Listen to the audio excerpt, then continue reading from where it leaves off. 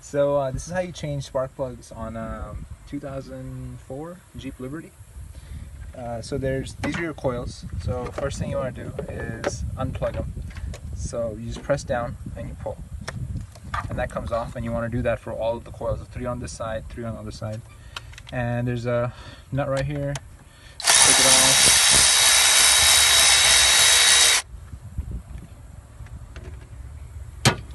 And this should just pop right off. So this is your coil, and your spark plug is deep in there. So we're going to pause the video right here and get a spark plug socket, and then I'll show you how that comes up. So you want to use something like a 5, this is a 5/8, this is the correct size spark plug socket. So you want to put it on the end of an extension. You want to get it into the spark plug hole where you saw the spark plug.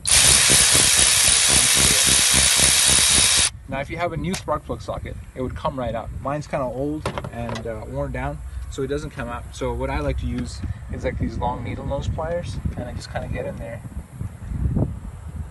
grab a hold of it, and there's your spark plug. And then we're going to do the same for all 3 of these. These are very easy to get to. There's one here, one there, one in the back.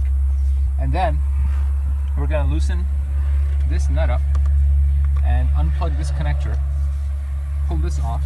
Of course, to get the air box off, there's a couple of these clips on the side. And then we can just pull all of this straight off. And once we get this off, you have access to the other 3, which are right here. And so it's the same concept where there's a nut right there. We're going to take that nut off, and then we're going to take this connector off, and then the whole coil pulls out. And then we get our spark plug socket in there and unscrew it, and then you can unscrew all of them. And then installation is the reverse of removal. The only thing you want to do is hand tighten the spark plugs initially, and then just snug them up with the wrench. Don't get them too tight. Okay.